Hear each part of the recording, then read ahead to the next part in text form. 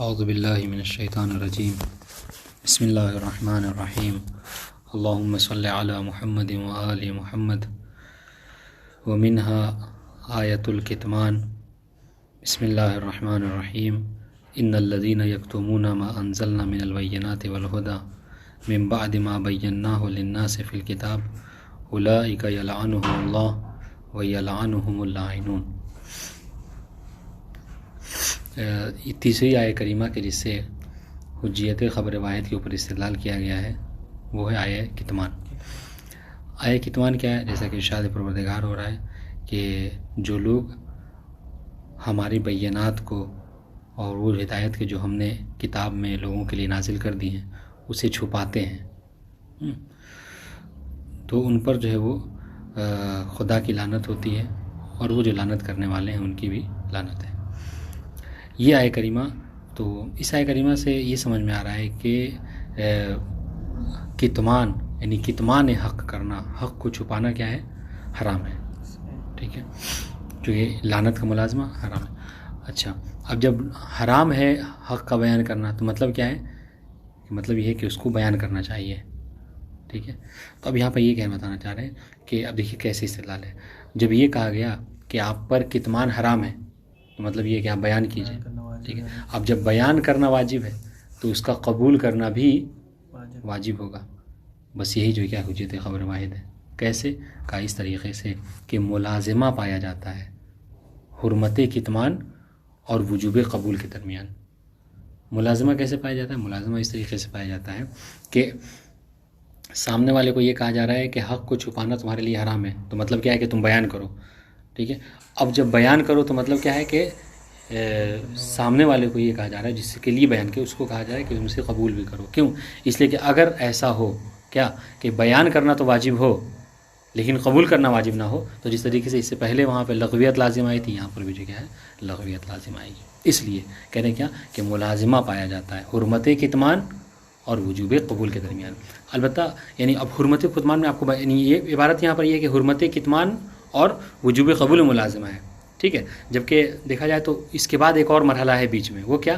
حرمت کتمان کا مطلب کیا ہے کہ آپ پر بیان کرنا واجب ہے، اور جب بیان واجب ہے تو قبول کرنا بھی واجب ہوگا۔ اچھا، کیسے یہ استدلال کیسے کریں گے خبر واحد کے اوپر؟ اس طریقے سے کہ یہاں پر یہ نہیں کہا گیا ہے وجوب قبول نہیں، سامنے والے سے نہیں کہا گیا کہ تم پر اسی وقت قبول کرنا واجب ہے کہ جب وہ سامنے والا جب بیان کرے تو تم جب وہ مفید علم ہو تب جا کے تم اسے قبول کرو، نہیں، بلکہ مطلقاً کیا گیا کہ اگر وہ بیان کرے تو تم پر قبول کرنا واجب ہے، چاہے مفید علم ہو یا مفید ظن ہو۔ اب مطلب کیا ہے کہ اگر کوئی شے مفید ظن ہے اور ہم پر اس کو قبول کرنا واجب، اس کا مطلب کیا ہے کہ حجیت خبر واحد ہے، یعنی وہ شے کہ جو مفید ظن ہے اس کا بھی ہم قبول کر سکتے ہیں، یعنی اس کی بھی حجیت گویا کہ ہے ہمارے لیے۔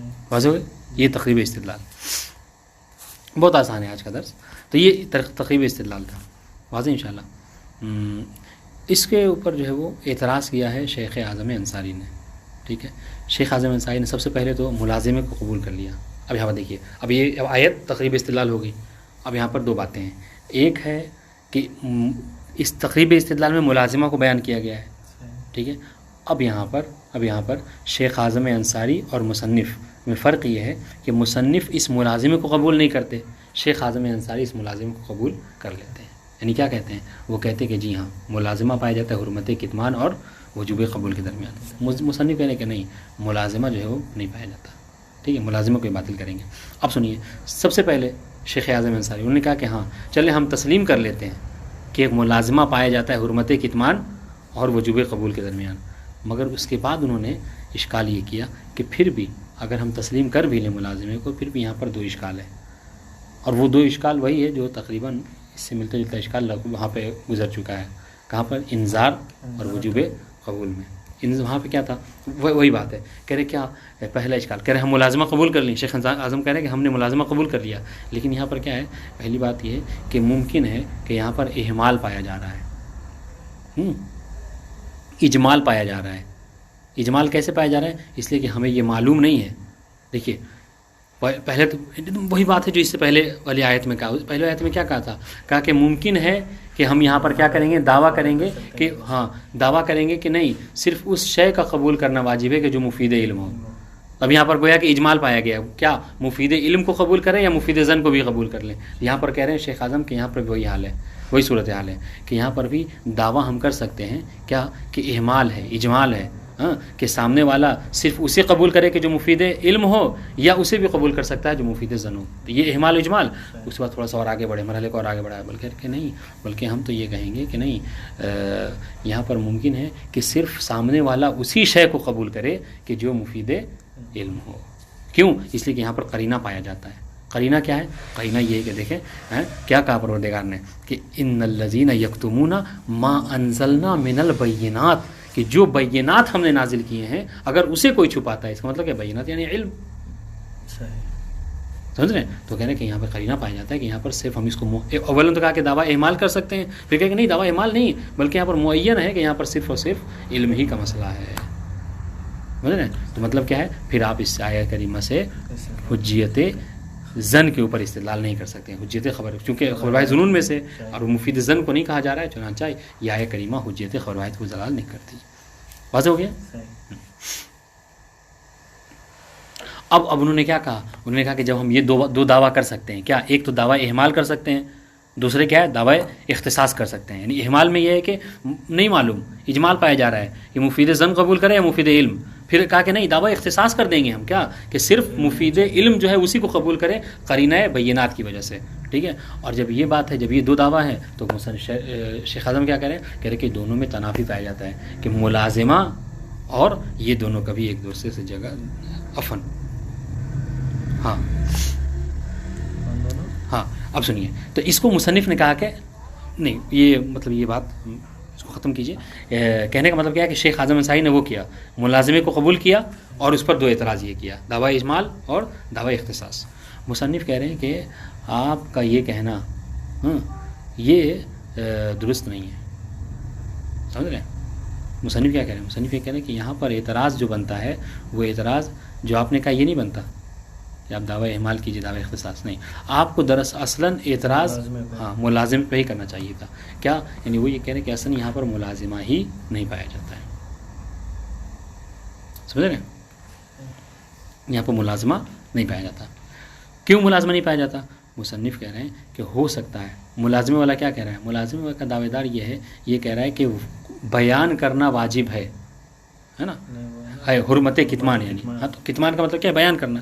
تو کہہ رہے حرمت کتمان اور اس میں وجوب قبول میں ملازمہ پایا جاتا ہے. مصنف کہہ رہے کہ نہیں، ملازمہ نہیں پایا جاتا. کیوں؟ اس لیے کہ جو دعوی ملازمہ کر رہے ہیں انہوں نے کیا کیا، انہوں نے اس بیان کو یا حرمت کتمان کو منحصر کر دیا ہے کس میں؟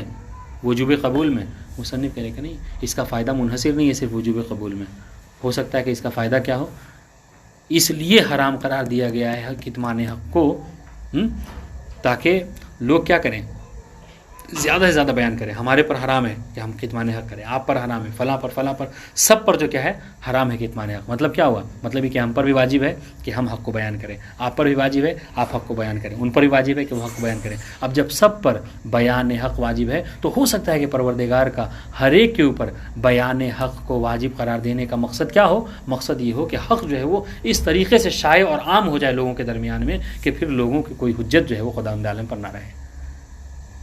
یعنی کل چل کے قیامت میں وہ یہ نہ کہہ سکے کہ پروردگار مثلا نماز واجب تھی ہمیں پتہ ہی نہیں تھا، اس لیے کہا گیا کہ آپ جائیے تو اپنی جگہ پہ، آپ اسی جگہ پہ. آپ پچھلی بار ماہ رمضان میں بتایا کہ آئے ہیں کہ ماہ رمضان میں روزہ رکھنا واجب ہے، کرے آپ اس بار جائیے گا پھر سے ذکر ان الذکر تنفع للمؤمنین.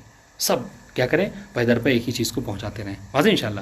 تو کہہ رہے کہ تو مصنف کا اصل جواب یہی ہے ملازموں کو باطل کرنے کا. کہہ رہے کہ ملازمہ یعنی کیا فائدہ منحصر نہیں ہے کس میں، صرف وجوب قبول میں نہیں. اس لیے بھی حرمت کتمان ہے کہ ہو سکتا ہے کہ جب سب کے سب بیان کریں تو حق اتنا عام ہو جائے گا کہ سب کے سب جو کیا اس کو قبول کریں گے، اور کل چل کے کوئی بارگاہ پروردگار میں یہ نہیں کہے گا کہ ہمیں اس چیز کا علم نہیں تھا. بلکہ اب ایک جملہ انہوں نے استعمال کیا کہ حجت بندوں کی خدا پر نہیں رہے گی بلکہ پروردگار بندوں پر حجت قائم کر دے گا کہ ہم نے سب نے تمہیں بتایا تھا کہ روزہ رکھنا واجب ہے، پھر تم نے کیوں نہیں روزہ رکھا تھا، پھر تم نے فلاں واجب کیوں ترک کیا. جو ملازمہ ہو رہا ہے حرمت کتمان کا وجوب قبول ہو رہا ہے، جبکہ اگر ملازمہ دیکھے حرمت کتمان کا کیا ہونا چاہیے، کیا نام ہے، بیان میں. ہاں بیان میں ہونا چاہیے کہ بیان کرنا واجب، کیونکہ ظاہر سی بات ہے اگر چھپانا حرام ہے تو اس کا ملازمہ یہ بنے گا کہ بیان کرنا واجب. ہاں وہی ہے، صحیح ہے. تو یعنی یہاں پہ قبول کرنا یعنی جو گویا کہ ایک تیسری چیز آ جا رہی ہے. تو وہ کیا ہے، وہ لازم بیان بالمعنی الاخص کے جہت سے ہے، سمجھ رہے ہیں، اس میں کوئی حرج نہیں ہے. یا تو وہی لے کے چلیں جیسے کیا ہے ملازمے کا ملازمہ ہوتا ہاں ہے. کوئی ایک ہی بات ہے، اس میں کوئی مشکل نہیں ہے. واضح انشاءاللہ.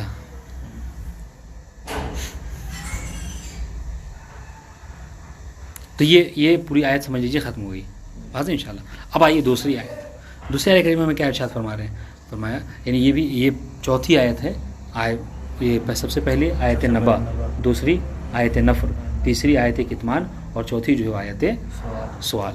ہر آیت کو حفظ کر لیجئے گا تاکہ لکھنے میں آسانی ہو. یہ آیت کریمہ کیا ہے، ارشاد ہو رہا ہے بسم اللہ الرحمن الرحیم فاسألوا اہل الذکر ان کنتم لا تعلمون. ٹھیک ہے، کہہ رہے تقریب استدلال کیا ہے. مصنف نے دہرایا نہیں، مصنف نے بیان کیا کہ جو تقریب استدلال اس سے پہلے آیت کتمان میں ہے وہی تقریب استدلال سیم یہاں پر بھی ہے. ٹھیک ہے، یعنی کیا، یعنی جیسے وہاں پر ملازمہ پایا جاتا تھا حرمت کتمان اور کیا ہے وجوب قبول میں، اس طریقے سے یہاں پر بھی کیا ہے. جب اب دیکھیے کیسے کیا ہے، کہا گیا کہ تم پر سوال کرنا واجب ہے. تو جب ہم سوال کرنا واجب ہے تو مطلب کیا ہے کہ ہم جواب دیں گے، ہم پر جواب دینا واجب ہے. اب جب جواب دینا واجب ہے تو آپ پر کیا ہے اس کو قبول کرنا واجب ہوگا. کیوں؟ اس لیے کہ اگر ایسا ہو، سیم وہی بات ہے، بس عبارت کو بدلنا ہے، الفاظ بدلیں گے. اگر ایسا ہو کیا کہ اگر کوئی مسئلہ پوچھے اور ہم اس کو بتائیں اور اس پر اس کو قبول کرنا واجب نہ ہوگا تو پھر کیا ہے، ہمارے بتانے کا لغویت لازم آ رہی ہے. ان شاء اللہ جیسے اس سے پہلے کی دعا تو میں یہ بات گزر چکی ہے. تو یہ تقریب استدلال ہے کہ جو بالکل وہی ہے جو اس سے پہلے گزر چکا. یہاں پر مصنف نے جواب دیا اس آیت کریمہ کا، کہا کہ یہاں پر بھی ہم یہاں پہ دعویٰ کریں گے کہ یہاں پر ظاہر جو آیت کریمہ سے ہو رہا ہے وہ یہ ہے کہ سوال کو واجب قرار دیا گیا. صحیح ہے، فاسألوا صیغہ امر ہے، ظاہر فی الوجوب ہے. ٹھیک ہے، لیکن اگر آپ آیت کریمہ پر غور فرمائیں تو اس سے بات واضح ہے کہ آیت کریمہ میں صرف کس لیے سوال کو واجب تو قرار دیا گیا ہے، لیکن سوال کو واجب کس لیے واجب قرار دیا گیا ہے؟ تحصیل علم کے لیے واجب قرار دیا گیا. دیکھیں کیا کہا گیا، سوال کرو کیا ان کنتم لا تعلمون. مطلب کیا ہے، مطلب یہ ہے کہ علم حاصل کرنے کے لیے سوال کرو. تو مطلب کیا ہے، مطلب یہ ہوا کہ گویا کہ یہ مختص ہے، یعنی آپ کو قبول کو مختص کر دیا کب، جب وہ مفید علم ہو. مطلب کیا ہے، اگر مفید زن ہو تو نہیں ہے. اور آپ کے لیے فائدہ کیا دے گی کوئی، جب مفید زن ہو. چنانچہ ہم یہاں پر کہہ دیں گے یہاں پر کہ تعبد بالجواب کے لیے جو کیا ہے یہ واجب نہیں قرار دیا گیا ہے قبول کو، بلکہ واجب اس لیے قرار دیا گیا ہے تاکہ آپ کیا کریں، علم حاصل کر سکیں. واضح انشاءاللہ. تو یہ تو ایک بات ہوئی. ٹھیک ہے، مصنف نے حسن کیا کہا، حسن نے کہا کہ آپ کو متعبد بالجواب نہیں کہا گیا ہے کہ چاہے مفید علم ہو یا مفید زن ہو، آپ کو ہر حال میں جواب جو دیا جا رہا ہے اس کو ایکسیپٹ کر لیجئے. کہا ایسا نہیں ہے. ٹھیک ہے، علم حاصل ہو تبھی آپ اس کو قبول کریں. ایک بات واضح بات. اب سنیے، شیخ اعظم انصاری انہوں نے کہا کہ اگر ہم یہ قبول بھی کر لیں، مصنف نے دیکھا اب یہاں پہ فرق، کل اس سے پہلے آیت میں نے کیا کہا تھا کہ فرق شیخ اعظم اور مصنف میں کیا ہے، ملازمے میں. شیخ اعظم ملازمہ قبول کر رہے ہیں، مصنف ملازمہ نہیں قبول کر رہے ہیں. یہاں پر بھی تھوڑا سا ایک باریک فرق ہے. وہ کیا کہ شیخ اصلاً مصنف یہ کہہ رہے ہیں کہ یہاں پر یہ تعبد بالجواب کے لیے ہے ہی نہیں، زن کے لیے، بلکہ مختص ہے کس سے، علم سے. شیخ اعظم انصاری کہہ رہے ہیں کہ اگر ہم اس بات کو تسلیم بھی کر لیں کہ یہ آیت کریمہ تعبد للجواب کے لیے ہے، چاہے مفید زن ہو یا مفید علم، آپ اس کو قبول کر لیجئے. ملازمہ پایا جاتا ہے مثلا، اگر یہ قبول بھی کر لیں پھر بھی مصنف شیخ اعظم انصاری کہہ رہے ہیں پھر بھی ہم یہاں پر ایک بات یہ کہہ سکتے ہیں کہ یہ آیت کریمہ حجیت خبر واحد کی دلالت نہیں ہے. ٹھیک ہے، یعنی آیت السوال سے آپ خبر واحد کی حجیت کو ثابت علیکم السلام نہیں ثابت کر سکتے. کیوں؟ اس لیے انہوں نے کہا کہ ہم حجیت خبر واحد میں ہم کس کی حجیت کو ثابت کرتے ہیں؟ آپ جواب دیں گے کہ جی ہم حجیت خبر واحد میں راوی کی حجیت کو ثابت کرتے ہیں، راوی کی وثاقت کو ثابت کرنا چاہتے ہیں، ہے نا. حجیت خبر واحد یعنی واحد نے خبر دی، حدیث بیان کیا. مصنف شیخ اعظم کیا کہہ رہے ہیں کہ جبکہ یہ آیت کریمہ تو دلالت کر رہی ہے مفتی کے فتوے کی حجیت کے اوپر، کہ مفتی کا فتویٰ حجت ہے کس کے لیے؟ اس کے مقلد کے لیے. کیوں؟ اس لیے کہ صاف طور پر آئے کریمہ میں کہا گا کیا؟ فَاسْأَلُوا أَهْلَ الذِّكْرِ، اہل ذکر سے سوال کرو. اور شیخ اعظم کیا کہہ رہے ہیں؟ شیخ اعظم یہ کہہ رہے ہیں کہ جو راوی ہوتا ہے وہ اہل ذکر نہیں ہوتا. اہل ذکر روایتوں کے روح سے یا تو ائمہ اہل بیت ہیں یا علماء ہیں، فقہاء ہیں. راوی اہل ذکر میں سے نہیں ہے. چنانچہ جب راوی اہل ذکر میں سے نہیں ہے، ٹھیک ہے، اور اہل ذکر میں سے علماء ہیں، فقہاء ہیں، یا اس کے بدرج جو عتم مصداق ہیں ائمہ اہل بیت ہیں، تو ان کی وثاقت، ان کی حجت ہمارے لیے ثابت ہو رہی ہے. اس آیہ کریمہ سے، آئے سوال سے راوی کی حجت ثابت نہیں ہو رہی ہے. بات واضح ہو گئی؟ جی. مصنف نے جواب دیا. بالکل اچھا، ایسا جواب ہے بہت آسانی سے آپ سمجھ جائیں گے. کیوں؟ اس سے کہ اس طرح کا جواب اس سے پہلے گزر چکا ہے. سمجھ لیں؟ علیکم السلام ورحمۃ اللہ وبرکاتہ. معذرت. مصنف نے جو ہے وہ شیخ اعظم انصاری کو جواب دیا. مصنف کیا کہہ رہے ہیں؟ کہہ رہے کہ ہمیں آپ کے اس قول پر اعتراض ہے. کہا کیوں؟ کہا اس لیے کہ ہم دیکھتے ہیں کہ بہت سے روات ایسے ہیں صدر اسلام میں، اس طرح کا جواب گزر چکا ہے اس سے پہلے صدر اسلام میں، کہ جو صرف راوی بما ہوا راوی نہیں ہے. آپ زرارہ، محمد ابن مسلم، ابان ابن تغلب، کہ جن کو خود امام نے کہا تھا کہ مجھے یہ پسند ہے کہ تم جیسے لوگ جو مسجد میں بیٹھیں اور فتوا دیں. تو آپ اس طرح ایسے جو ہے وہ روات کو، ایسے لوگوں کو آپ کہاں لے جائیں گے؟ سمجھ رہے ہیں کہ جن پر کیا ہے، جن پر ایک وقت میں راوی کا بھی مصداق جو ہے وہ ہیں وہ، اور ایک وقت میں کیا ہے، فقیہ بھی ہیں وہ. تو اب بتائیے، اب دیکھیے ان کو مخاطب کیا شیخ اعظم کو. اب آپ یہ بتائیے کہ اگر محمد بن مسلم یا ابان ابن تغلب کسی روایت کو نقل کر رہے ہیں تو ان کی روایت آپ کے لیے حجت ہوگی یا نہیں ہوگی؟ آیت سوال کے ضمن میں کے حوالے سے ان کو شامل ہے. یعنی اب یہ بتائیے کہ آیت سوال کا مصداق یہ لوگ ہیں کہ نہیں ہیں؟ شیخ اعظم کیا کہیں گے کہ جی ہیں. ٹھیک ہے، جی ہیں. اب اسی پر جب آپ جنہوں نے کہا کہ ہاں ہیں، تو مطلب کیا ہے؟ مصنف جواب دیں گے کہ اب یہاں پر کوئی تفصیل کا قول نہیں ہے. اگر آپ نے یہ کہہ دیا کہ آیت السؤال کے مصداق یہ افراد ہیں، سمجھ رہے ہیں، تو اس کا مطلب کیا ہے کہ پھر اس آیہ کریمہ سے ہم حجیت خبر واحد کو ثابت کر سکتے ہیں. کیوں؟ اس لیے کہ یہاں پر کوئی تیسرا تفصیل کا قول نہیں ہے کہ کیا کہ یعنی اگر راوی ہیں، سامنے والا اگر راوی ہے تو اس کی قول کی حجت نہیں ہے، آیت السؤال میں وہ داخل نہیں ہوگا. لیکن اگر فقیہ ہے تو آیت السؤال میں داخل ہو جائے گا. کہ اس طرح کی کوئی تفصیل کا قول ہمارے پاس نہیں ہے. ان شاء اللہ. اس کے بعد آخر میں ففہم، یعنی وہی اجماع مرکب سے جواب دیا. ففہم جیسا اس سے پہلے جب بھی اجماع مرکب کی بات کی تو ففہم کو لائے، یہاں پر بھی وہی ففہم کا ذکر کیا. کیوں؟ اس لیے کہ ففہم کیا بتانا چاہتے ہیں کہ اجماع مرکب کو صرف دعویٰ کر دینا یہ کافی نہیں ہے، بلکہ اس کا ثابت کرنا بھی ضروری ہے. ایک بات. دوسری بات یہ کہ آپ جو بھی بار بار یہ کہہ رہے ہیں کہ تفصیل کا قول نہیں ہے، تفصیل کا قول نہیں ہے، یہاں پر جو چیز فائدہ مند ہے آپ کے لیے وہ کیا ہے؟ القول بعدم الفصل. یہ آپ کو فائدہ دے گی. صرف یہ کہہ دینا کہ تفصیل کا کوئی قول نہیں ہے، یہ آپ کو فائدہ نہیں دے گی. شاید اس کی طرح متوجہ، اس لیے بار بار اس کو ذکر کر دیں. عبارت کو دیکھیے، شاید مطلب آ گیا.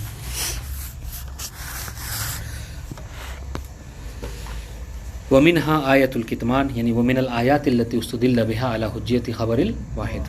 کیا ہے یہ آیہ کریمہ؟ ان الذین یکتمون ما انزلنا الی آخرہ. تقریب استدلال کیا ہے؟ وتقریب الاستدلال بالآیہ ان حرمت الکتمان تستلزم وجوب القبول. ٹھیک ہے کہ حرمت کتمان کا حرام ہونا، حق کا چھپانا حرام ہے. اس کا لازمہ کیا ہے؟ لازمہ یہ ہے کہ قبول واجب ہے. جب اب وہ حرام ہے اس کے پاس تو کیا کرے گا؟ وہ بیان کرے گا. تو جب بیان کرے گا تو آپ کو کیا ہے؟ واجب ہے اس کا قبول کر لینا. اور یہ قبول کر لینا کیا ہے؟ کہہ رہے ہیں عقلاً واجب ہے یہ. کیوں؟ للزوم اللغویت ہی لغویت حرمت الکتمان بدون ہی بدون القبول. کہ اگر کیا ہے، اگر قبول کرنا واجب نہ ہو اور صرف بیان کرنا ہی واجب ہو، صرف حق کا چھپانا ہی واجب ہو، تو کہ اس سے لغویت لازم آئے گی. ویسی لغویت بھی جیسا کہ اس سے پہلے وہاں پہ انذار اگر واجب ہو اور قبول واجب نہ ہو تو آ رہی تھی. واضح انشاءاللہ. یہ کیا ہے؟ تقریب استدلال. اب یہاں پر شیخ اعظم انصاری نے کہا کہ ہم اس ملازمے کو قبول کرتے ہیں. ولا یخفا، یہ شیخ اعظم انصاری کہ انہو لو سلمت هذه الملازمہ، کہ اگر ہم اس ملازمے کو قبول بھی کر لیں کہ چلے حرمت کتمان اور وجوب قبول ملازمہ پایا جاتا ہے، پھر بھی یہاں پر دو اشکال مصنف نے کیا. جبکہ اب دیکھیے، اب یہ عبارت مصنف کی ہے، یہ ڈائریکٹ ان کی بات نہیں ہے، اشارہ کیا ہے. مصنف کیا کہہ رہے ہیں کہ آپ پر مخفی نہ رہے کہ اگر کوئی اس ملازمے کو قبول کر لیتا ہے تو پھر وہ دو اعتراض کی جگہ نہیں بنتی، جبکہ جیسا کہ شیخ اعظم انصاری نے کیا ہے. کیا یہ عبارت مصنف کی، شیخ اعظم انصاری نے کیا کیا؟ شیخ اعظم انصاری نے ملازمے کو قبول کر لیا لیکن پھر اس پر دو اعتراض کیا. مصنف یہی کہنا چاہ رہے ہیں کہ اگر آپ ملازمے کو قبول کر لے رہے ہیں تو پھر آپ کا دو اعتراض اہمال، اجمال اور یہ اختصاص والا نہیں بنتا. یہ پوری بات مصنف کی. ولا یخفى انه لو سلمت هذه الملازمه، آپ پر مخفی نہ رہے کہ اگر اس ملازمے کو تسلیم کر لیا جائے تو لا مجال للاراد على هذه الايه، تو پھر اس آیہ کریمہ پر، آیت کتمان کے اوپر ایراد اور اشکال کرنے کی جگہ نہیں بچتی. کیا کون سا ایراد، کون سا اشکال؟ کہ بما اورد علی آیت النفر، وہ ایراد، وہ اشکال کہ جو آیت نفر پر کیا گیا تھا. اور دیکھیے یہ ایراد کوئی کہہ رہا ہے کہ کوئی نیا ایراد نہیں ہے، نیا اشکال نہیں ہے، وہ یہی سیم دو اشکال اس سے پہلے آیت نفر پر کیا گیا تھا. کون سا؟ پہلا من دعوی الاہمال، ایک اشکال کیا کہ اہمال پایا جا رہا ہے. کس میں اعمال ہے؟ کیا کہ ہم یہاں پر یعنی کون سے، یعنی وہ اگر وجوب قبول ہے تو آیا جو مفید ظن ہے وہ وجوب ہے، اس کا قبول کرنا واجب ہے، یا جو مفید علم ہے اس کو بھی قبول کرنا واجب ہے. یہ اعمال ٹھیک ہے. اور اچھا اس کا جواب کیا دیں گے مصنف؟ اس کا جواب البتہ نہیں دیا ہے، جواب یہ دیں گے کہ کیوں لکھ رہے کہ چونکہ ملازمہ کیوں ایسا ہے.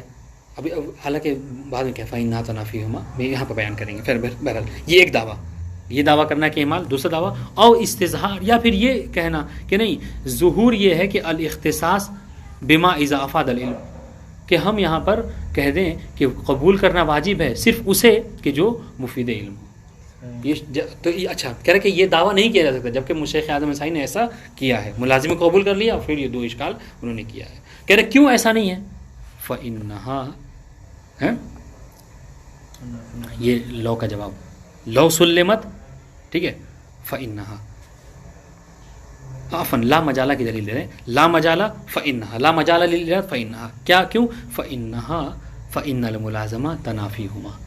کہہ رہے کہ آپ ایسا نہیں کر سکتے کہ ملازمے کو قبول کر لیں اور یہ دو اعتراض کر دیں. کیوں؟ اس لیے کہ ان دو اعتراضوں میں، ٹھیک ہے، دو اشکالوں میں اور ملازمے میں، فَإِنَّهَا کی پٹے کی ملازمہ کی طرف اور تنافیہما میں اہمال اور اختصاص کی طرف. کہنے کیا کہ اہمال و اختصاص میں اور ملازمے میں کیا پایا جاتا ہے؟ تنافی پایا جاتا ہے. دونوں ایک جگہ جمع نہیں ہو سکتے، اور آپ نے کیا کیا؟ دونوں کو ایک جگہ جمع کر دیا. یعنی کیا کہ آپ نے ملازمے کو بھی قبول کر لیا اور اہمال و اختصاص والا اشکال بھی کر دیا. کیوں؟ اسے دیکھیے پہلی بات یہ کہ مسلمات میں سے ہے کہ جو دلیل عقلی ہوتی ہے، احکام عقلیہ میں، دلیل عقلیہ میں کبھی اہمال نہیں پایا جاتا.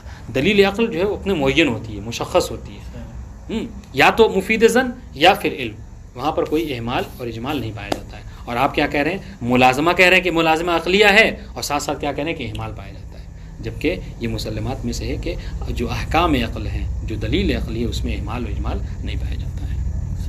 واضح انشاءاللہ اس جملے کو لکھ لیجیے گا، یہ جملہ بہت امپورٹنٹ ہے.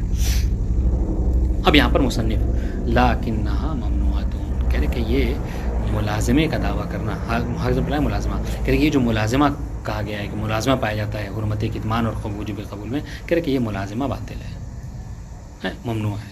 کیوں؟ فإن اللغویہ غیر لازمہ. آپ نے کہا کہ لغویت لازم آئے گی اگر ملازمہ نہ ہو. مصنف کہے کہ نہیں، لغویت لازم نہیں آئے گی اگر ہم اس کو. کیوں؟ دیکھیے اب جواب لے عدم سے لغویت لازم نہ آنے کی دلیل کہہ رہے کہ دیکھیے لغویت کب لازم آتی؟ کہہ رہے کہ لغویت اس وقت لازم آتی کہ جب فائدہ منحصر ہوتا کسی ایک شے میں اور وہ وجوب قبول میں، تب اگر ہم کہتے کہ قبول کرنا واجب تب لغویت لازم آ سکتی تھی. مصنف کہہ رہے کہ نہیں، یہاں پہ اور بھی فوائد ہیں اس کے علاوہ، وجوب قبول کے علاوہ بھی اور بھی فائدہ ہے. اور فائدہ کیا ہے؟ شیوع ہونا، خبر کا شائع ہو جانا، کثرت ہونا، تواتر کی حد تک پہنچنا. فإنہا لعدم، یہ لعدم دلیل ہے کس کی؟ عدم لزوم لغویت کی، لغویت لازم نہیں آ رہی. اس دلیل کیوں؟ لعدم انحصار الفائدہ، کہہ رہے ہیں کہ فائدہ منحصر نہیں ہے، ٹھیک ہے، بالقبول تعبداً، کہ تعبداً آپ کیا کریں اس کے متعبد ہو جائیں قبول کے. کیوں؟ اس لیے وَإِمْكَانِ أَن تَكُونَ حُرْمَةٌ لِلْجَمَاعَةِ، تو کہہ رہے کہ جب اس فائدہ منحصر نہیں وجوب قبول میں، تو اور کیا فائدہ ہو سکتا ہے؟ کہہ رہے کہ یہ فائدہ یہ ہو سکتا ہے کہ ممکن ہے، وَإِمْكَانِ ممکن ہے کہ أَن تَكُونَ حُرْمَةُ الْكِتْمَانِ، کہ کتمان کو اس لیے حرام قرار دیا گیا ہے، کتمان حق کو، کہ لِأَجْلِ وُضُوحِ الْحَقِّ، تاکہ کیا کرے انسان اس کو بیان کرے حق کو. اب جب حق کو بیان کرے گا تو کیا ہوگا؟ میں بیان کروں، آپ بیان کریں، سب بیان کریں، تو کیا ہوگا؟ حق واضح ہو جائے گا، سب کے لیے آشکار ہو جائے گا. بسبب کثرت من افشاہ و بیان ہے. ٹھیک ہے. کیا کہ جب کوئی حق کو بہت زیادہ کثرت سے بیان کرے گا تو حق سب کے لیے آشکار ہو جائے گا. میں بھی کہوں کہ حضرت علی جو کیا ہے خلیفہ بلا فصل ہیں, آپ کہیں سب کہیں تو کیا ہے سب کے لیے واضح ہو جائے گا کہ ہاں رسول اسلام کے خلیفہ بلا فصل مولا کائنات ہیں. اب سنیے, اچھا کیوں ایسا ہے کہ لے اللہ یکون للناس علی اللہ حجہ. اب جب حق آشکار ہو جائے گا تو پھر بندے کے لیے کوئی حجت نہیں رہے گی اللہ کے اوپر کہ یا اللہ مجھے تو معلوم ہی نہیں تھا کہ پیغمبر اسلام کے بلا فصل خلیفہ جو حضرت علی علیہ السلام تھے. بلکہ الٹا ہو جائے گا. کیا جب سب نے بیان کر دیا کہ خلیفہ بلا فصل, اذان میں ہم نے مسلسل کہا کہ خلیفہ بلا فصل مولا کائنات ہیں, تو اب کل چل کے ہمارے پڑوس کا جو سنی ہے وہ یہ خدا کی بارگاہ میں نہیں کہہ سکتا کہ ہمیں پتہ ہی نہیں تھا کہ حضرت علی خلیفہ بلا فصل ہیں. بلکہ کیا ہوگا, بلکہ معاملہ الٹا ہو جائے گا. بل کان للہ علیہم علی الناس الحجۃ البالغہ, بلکہ خدا بند عالم کے لیے حجت ہو جائے گی بندے کے اوپر. یعنی کیا, یعنی وہ پروردگار کہہ سکتا ہے, جب وہ کہیں تو پلٹ کے کہہ سکتا ہے کہ تم نے نہیں سنا, ہمیشہ جو شیعوں کی مسجد سے جو کیا ہے ہمیشہ کہا جاتا تھا کہ علی خلیفۃ بلا فصل. واضح, یہ بات واضح ہے جی. تو یہ ایک آیہ کریمہ ہے جس سے حجت قول واحد کے اوپر استدلال کیا گیا تھا, جس کا خلاصہ یہ ہے کہ مصنف نے اس کو قبول نہیں کیا. اس طریقے سے یہ چوتھی آیت سوال اس سے بھی استدلال کیا, لیکن اس سے بھی قبول نہیں کیا. دیکھیے قبول تو شیخ اعظم انصاری نے بھی نہیں کیا ہے, بس قبول نہ کرنے کا طریقہ الگ ہے, دلیل الگ الگ ہے. شیخ اعظم کہتے ہیں کہ ہم اہمال کی وجہ سے قبول نہیں کرتے ہیں, ہم اختصاص علم کی وجہ سے قبول نہیں کرتے ہیں. مصنف کہہ رہے کہ نہیں, ہم ملازمہ ہی کو اصلا باطل کرتے ہیں. تو شیخ اعظم انصاری بھی قائل نہیں ہے کہ یہ آیہ کریمہ سے حجت قول واحد ثابت ہوگی, مصنف بھی قائل نہیں ہے, بس دونوں کا طریقہ الگ الگ ہے, دلیل الگ ہے. واضح. اب یہاں پر کیا ہے کہ آیت السوال میں بھی یہی حال ہے. شیخ اعظم انصاری بھی نہیں قبول کرتے, وہ بھی کہتے ہیں کہ آیت السوال سے حجت قول واحد ثابت نہیں ہے. مصنف بھی کہہ رہے کہ آیت السوال سے حجت قول واحد ثابت نہیں ہے, پر کیا ہے دونوں کا مسئلہ الگ الگ ہے. لیکن اگر شیخ انصاری کے اعتبار سے دیکھیں جو انہوں نے احمال کا دعویٰ کیا ہے, تو احمال کے اعتبار سے اگر دیکھیں تو اس سے ثابت ہو جائے گا. پھر کیا احمال کے اعتبار سے محمل اگر ہمیں پتہ ہے ظاہر سی احمال یعنی دونوں چیزیں پائی جا رہی, ہو سکتا ہے علم کے لیے ہو سکتا ہے مفید ظن کے لیے ہو. تو اگر دونوں اطلاق پایا جا رہا ہے اس اعتبار سے, اگر محمل ہے تو اس کا مطلب ہمارے لیے علم بھی ہو سکتا ہے, ظن بھی ہو سکتا ہے, اور ہم ظن کا لے کر کے خبر واحد کے اس کے ذریعے سے خبر واحد. تو وہی تو بات ہے, پھر جب وہ ہے ظن ہے تو پھر مثلا یہ بھی ایک ظن ہی ہو گیا, یہ بھی ایک طرح کا ظن ہو گیا. اس لیے کہہ رہے ہیں کہ جو ظن, اگر آپ یہ دلیل بنائیں گے تو کیا ہو سکتا ہے, جب احمال پایا جاتا ہے اجمال پایا جاتا ہے, تو ہو سکتا ہے کیا ہے کہ اصل جو مطلوب ہے کیا ہے وہ علم ہی ہے, وہی دلیل ہے کہ جو مفید علم ہو. مثلا اجمال ٹھیک ہے دو صورتیں ہوتی ہیں, لیکن وہاں پر ایک احتمال پایا جاتا ہے کہ صرف وہی قبول کرو کہ جو مفید علم ہو, وہ قبول نہ کرو کہ جو مفید ظن. نہیں, جیسے اس اعتبار سے یہاں پہ شیخ انصاری نے دعویٰ کیا کہ جب دعویٰ احمال کے کیا, مثال کے طور پر اگر میں ہی کسی چیز کا دعویٰ کر رہا ہوں کہ یہ احمال ہے, احمال میں کیا ہے علم بھی ہے اور ظن بھی ہے, تو ہمارے نزدیک تو دونوں حجت ہو جائے گا. پھر ٹھیک ہے دونوں حجت ہو جائے گا, لیکن جو علم ہے اس میں وہ علم کا پلڑا جو ہے کیا ہے قدر متیقن ہو جائے گا, قدر متیقن ہو جائے گا, بھاری رہے گا. یہ ہے کہ ظن کا تھوڑا کم رہے گا, جی فائدہ تو ہمیں ہوگا. ہاں ہوگا, صحیح بات ہے, لیکن یہ علم میں زیادہ وہ ہو جائے گا, یعنی قدر متیقن ہو جائے گا مسئلہ. سمجھ رہے ہیں؟ میں تو اسے یہ لگ رہا ہے کہ کیا اس کے ذریعے سے شیخ انصاری قائل ہوئے ہیں یا نہیں. تو پھر چلیں ایک بات اس سے ہے, یعنی انہوں نے گویا کہ 3 جواب دیے ہیں شیخ نے, ہے نا. اگر ایک سے آپ کو لگ رہا ہے تو پھر 2 جواب تو اس کا انکار کر رہے ہیں. واضح. اب آئیے تیسری آیہ کریمہ جس میں کہا گیا آیت السوال عن اہل ذکر, کہ فاسألوا اہل ذکر ان کنتم لا تعلمون. تقریب استدلال کرے, تقریب استدلال وہی ہے کہ جو اس سے پہلے گزر چکا. وہ کیا کہ اہل ذکر سے سوال کرنے کو واجب قرار دیا گیا. مطلب کیا ہے کہ اہل ذکر سے جب سوال کیا جائے اور وہ جب مسئلے کا جواب دیں تو آپ پر کیا ہے اس جواب کا قبول کرنا واجب ہے. اب جب قبول کرنا واجب ہے تو کیا چاہے وہ مفید علم ہو یا مفید ظن, ہر صورت میں آپ پر واجب اس کا قبول کرنا. ٹھیک ہے. وفی ہے, اس پر اشکال یہ ہے کہ ان الظاہر من الآیہ ایجاب السوال لتحصیل العلم, کہ آیہ کریمہ سے جو ظاہر ہوتا ہے وہ یہ ہوتا ہے کہ آپ کے لیے سوال تو کرنا واجب ہے, لیکن سوال کرنا واجب کب ہے؟ کہا کہ ان کنتم لا تعلمون, اگر تم نہیں جانتے, یعنی کیا تحصیل علم کے لیے جو کیا ہے سوال واجب ہے. ٹھیک ہے. لا للتعبد بالجواب, متعبد بالجواب کو نہیں کہا گیا ہے کہ چاہے مفید ظن ہی کیوں نہ ہو آپ کیا ہے اس کو قبول کریں, یہ ایسا نہیں ہے. واضح, یہ مصنف کی بات تھی. اب یہاں سے آخر تک شیخ اعظم انصاری کی بات اور اس کو جواب. وقد اورد علیہ، اس آیہ کریمہ پر استدلال یعنی اشکال یہ کیا گیا ہے کہ بأنہ لو سلم دلالتها على التعبد بما اجاب اہل الذکر. مصنف شیخ اعظم انصاری یہ کہہ رہے ہیں کہ اگر ہم تسلیم بھی کر لیں کہ یہ آیہ کریمہ ہمیں متعبد بالجواب کر رہی ہے، کس کی؟ یعنی وہ جواب جو اہل ذکر ہمیں دیں، ہمیں چاہیے کہ چاہے وہ مفید ظن ہی کیوں نہ ہو ہم اسے قبول کر لیں. کہہ رہے اگر ہم اس کو تسلیم بھی کر لیں پھر بھی اس سے حجت خبر واحد ثابت نہیں ہوگی. سمجھیں کیوں؟ کہہ رہے اگر ہم قبول کریں فلا دلالۃ علی تعبد بما یروی الراوی، کہہ رہے پھر بھی جو راوی روایت کرتا ہے اس کے تعبد ہونے کے یہ آیہ کریمہ دلیل نہیں ہے. ٹھیک ہے، اس کی حجت ہمارے لیے ثابت نہیں ہوگی. کیوں دلیل؟ فإنہ بما هو راو لا یکون من اہل ذکر والعلم. آیہ کریمہ میں اہل ذکر کے کلام کو حجت قرار دیا گیا ہے. ٹھیک ہے، اور وہ کیا کہتے ہیں راوی بما هو راوی، وہ اہل ذکر میں سے اہل علم میں سے نہیں ہے. فالمناسب، تو مناسب یہ ہے کہ ہم یہ کریں کہ انما هو الاستدلال بالآیہ علی حجیت الفتویٰ للروایہ، کہ یہ اس آیہ کریمہ سے آپ مفتی کے فتوے کو مقلد کے لیے تو حجت ثابت کر سکتے ہیں، لیکن اس آیہ کریمہ سے راوی کی حجیت کو ثابت نہیں کر سکتے ہیں. یہ شیخ اعظم انصاری کی بات ہے. جواب مصنف وفیہ ان کثیرا من الرواة یصدق علیہم انہم اہل الذکر، کہ حضور بہت سے ایسے روات تھے کہ جو جہاں بیک وقت وہ راوی تھے وہیں جو کیا ہے اہل ذکر میں سے تھے، یعنی اہل علم میں سے تھے. زرارہ، محمد بن مسلم، ابان بن تغلب من اہل ذکر والاطلاع علی رأی الامام، یعنی وہ اطلاع رکھتے تھے کہ امام کا فلاں مسلم امام کی کیا رائے ہے. جیسے زرارہ، محمد بن مسلم و مسلم. ٹھیک ہے، ویصدق علی السؤال عنہم انہ السؤال من اہل الذکر والعلم، اور ان سے سوال کرنا یعنی زرارہ سے سوال کرنا، محمد بن مسلم سے سوال کرنا ایسے ہی ہے کہ گویا کہ ہم نے اہل ذکر سے سوال کیا. ٹھیک ہے، اور یہ آپ حجت مانتے ہیں. ٹھیک ہے، ولو کان السائل من اضرابہم، گرچہ سائل جو کیا آپس میں ایک دوسرے کے مثل ہی کیوں نہ ہو. یعنی کیا؟ یعنی محمد بن مسلم نے مثلا زرارہ سے سوال کیا ہو، سمجھ رہے ہیں، تو پھر بھی محمد بن مسلم کا سوال کرنا زرارہ سے یہ بھی یہ کہا جائے گا کہ ایک یعنی سوال جو ہے اہل ذکر سے کیا ہے.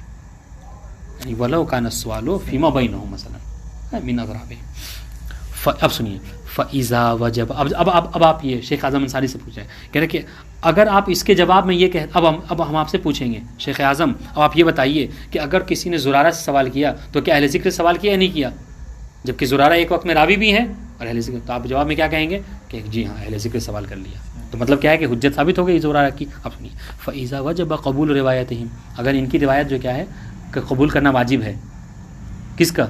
محمد بن مسلم، ابان بن ان جیسے روا کی، فی مقام الجواب، اگر آپ جواب میں یہ کہیں گے کہ ہاں ان کو واجب ہے بے مقتضى آیہ کریمہ کے مقتضى سے، آیہ کریمہ کی جہت سے. ٹھیک ہے، تو کیا ہوگا کہ وجب قبول روایتہم و روایت غیرہم من العدول مطلقاً. تو کہ جب ان سے جب یہ کوئی جواب دیں سوال کرنے پہ اور ان کا قبول کرنا پر واجب ہوگا تو پھر کیا ہوگا؟ تو کہہ رہے ہیں کہ صرف محمد ابن مسلم کی حجت ثابت نہیں ہوگی بلکہ محمد ابن مسلم جیسے جو دوسرے راوی ہیں ان کی بھی حجت ثابت ہو جائے گی، گرچہ وہ اہل علم میں سے نہ ہو، اہل ذکر میں سے نہ ہو مطلقاً. ٹھیک ہے، کیوں؟ کہنے کہ لعدم الفصل جزمن، یہاں پہ اس لیے کہ یہاں پہ کوئی تفصیل کا قول نہیں ہے کہ یعنی کیا، یعنی اگر وہ اس راوی کی روایت حجت ہوگی کہ جو اہل ذکر میں سے ہے، ٹھیک ہے، اور اس کی نہیں ہے کہ جو اہل ذکر میں سے نہ ہو. کہنے کہ یہاں پر تفصیل کوئی نہیں. دیکھیں لعدم الفصل جزمن، اس لیے کہ یہاں پر تفصیل ہو تب بھی اس کا قول حجت، احسن راوی ہو تب بھی اس کا قول حجت، یہ کہنا ہوگا. ٹھیک ہے، یعنی دیکھیے راوی ہو، راوی کے ساتھ ساتھ فقیہ ہے یہ تو حجت ہے ہی، آپ کہہ رہے ہیں. ٹھیک ہے، اب ہم کہہ رہے ہیں کہ اگر یہ قبول کرتے ہیں نا تو صرف راوی بما ہوا راوی اس کی بھی حجت ثابت ہو جائے گی. کیوں؟ اس لیے کہ یہاں پر کسی نے یہ نہیں کہا ہے کہ صرف اسی راوی کی حجیت ثابت ہوگی کہ جو راوی کے ساتھ فقیہ بھی ہو. دیکھیں لعدم الفصل، اور یہ یعنی ہمارا یہ گمان نہیں ہے بلکہ لعدم الفصل جزمن، ہم یقین کے ساتھ کہہ سکتے ہیں کہ تفصیل کی کوئی قول نہیں ہے. فی وجوب القبول سے، فی وجوب القبول بین المبتدی والمسبوق بالسؤال، کہ کیا کہ قبول کرنا واجب ہے کب؟ کہ بین المبتدی والمسبوق بالسؤال، کہ صرف اسی کو قبول کریں کہ جو مبتدی ہو، اور مسبوق بالسوال. مبتدی یعنی کیا؟ مبتدی یہ دیکھیے کبھی کبھی ہوتا ہے کہ زرارہ کیا ہے مثلا امام کی روایت کو نقل کر رہے ہیں، ایک دم سے آئے ممبر پہ تشریف فرما ہوئے اور جب فرمانے لگے کہ میں نے امام سے کوئی یہ فرماتے ہوئے سنا، تو یہ مبتدی ہو گئے. کسی نے ان سے پوچھا نہیں، لیکن انہوں نے کیا ابتدا میں ہی کیا امام کے حکم کو بیان کرنا شروع کر دیا. ٹھیک ہے. اور کبھی کبھی کیا ہوتا ہے کہ نہیں مسبوق بالسوال، زرارہ سے ممبر پہ تھے، کسی نے سوال کیا، اب سوال کے جواب میں انہوں نے کہا کہ ہاں اس مسئلے میں امام کی یہ رائے ہے. واضح انشاءاللہ. تو اب کہہ رہے ہیں کہ یہ زرارہ کا دونوں قول حجت ہوگا. یہ نہ کہیے آپ کہ اگر زرارہ سے کوئی سوال کرے اور وہ جواب دے تو حجت ہے، اور اگر زرارہ خود سے اگر ابتدا میں کوئی مسئلہ بیان کرے تو حجت نہیں ہوگا. کہہ رہے ہیں کہ یہاں کوئی تفصیل کا کوئی نہیں. ولا بین اضراب زرارہ وغیرہ، کہہ رہے کہ یہ نہ زرارہ میں اور نہ اضراب زرارہ میں کوئی فرق ہے اس مسئلے میں. ممن لا یکن من اہل ذکر، وہ کہ جو اہل ذکر میں سے نہ ہو. یہ تو زرارہ ہیں کہ جن پر کیا ہے راوی بھی ہیں اور وہ فقیہ بھی ہیں. لیکن کہ اگر کوئی ایسا ہے کہ جو صرف راوی ہے تو کہہ رہے ہیں کہ یعنی زرارہ میں، اور وہ کہ جو غیر زرارہ ہے یعنی کیا، یعنی وہ صرف راوی ہے اور فقیہ نہیں ہے، تو کہہ رہے اس میں کوئی تفصیل کا قول نہیں ہے. بلکہ وہ کیا ہے، بلکہ انما یروی ما سمع علماء، بلکہ وہ ہے کہ جو زرارہ جیسا نہیں، بلکہ وہ کیا ہے، بلکہ وہ صرف راوی ہے. یعنی کیا، یعنی وہ کہ جو امام سے سنتا ہے بس اس کو آپ کے جا کر نقل کر دیتا ہے. واضح انشاءاللہ. تو یہاں پر تفصیل خلاصہ کلام یہ کہ یہاں پر اگر آپ انکار کر رہے ہیں تو بالکل انکار کر دیجئے کیا کہ راوی کا قول حجت نہیں ہے چاہے وہ فقیہ ہی کیوں نہ ہو، تو ہم آپ کی بات کو قبول کر لیں گے. لیکن اگر آپ یہ کہتے ہیں کہ نہیں راوی اگر فقیہ ہے تو ہم اسے قبول کر لیں گے، اور اگر راوی صرف راوی ہے تو قبول نہیں کرنے کا کہ یہاں پر کوئی وہ قول نہیں ہے. ففہم کہہ رہے کہ اجماع مرکب سے آپ اس کو جواب دے رہے ہیں، اور اجماع مرکب جو ہے کیا ہے، یہ بیان، یہ دلیل کا محتاج ہے. ٹھیک ہے. ہو سکتا ہے کہ کیا کہ آپ کہہ رہے ہیں کہ تفصیل کو ہو سکتا ہے کوئی تفصیل کا قول لیکن وہ ہم تک نہ پہنچا ہو. ٹھیک ہے. السلام علیکم ورحمۃ اللہ وبرکاتہ. اللہم صلی علی محمد.